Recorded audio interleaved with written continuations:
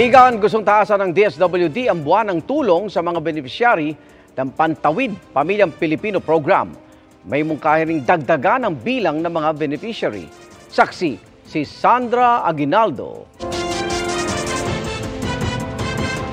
Sa patuloy na pagtaas ng presyo ng bilihin at presyo ng produktong petrolyo, gusto sana ng Social Welfare Department na taasan ang buwan ng tulong sa mga benepisyaryo ng 4Ps o Pantawid Pamilyang Pilipino Program. Pero kasalukuyang halaga pa rin ang inilaan ng ehekutibo sa 2023 proposed budget ng kagawaran na umaabot sa mahigit 200 bilyong piso. Sabi ng sponsor ng budget na nagsalita para sa kagawaran, inirekomenda na ng National Advisory Council na taasan sana ang conditional cash grants ng 4Ps beneficiaries. The power of the purse is with Congress.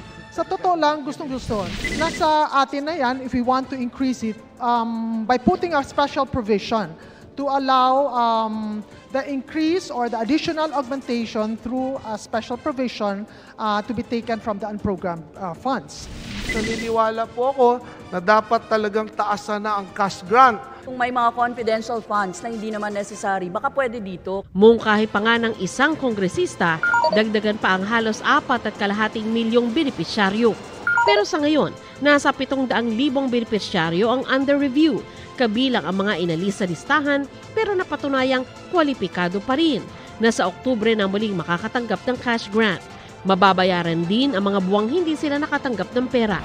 Sumalang din sa plenary debate ang halos 9 bilyong pisong proposed budget ng Department of Information and Communications Technology o DICT. Ipinagmalaki nito na karamihan sa 11,000 area na meron na raw free wifi ay nasa mga liblib na lugar.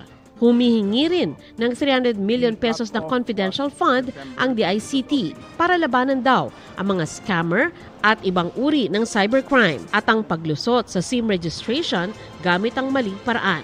Pero kinuwestiyon ang 100 million pesos na confidential fund nito noong 2020 na hanggang ngayon daw ay hindi pa napapaliwanag kung paano ginastos.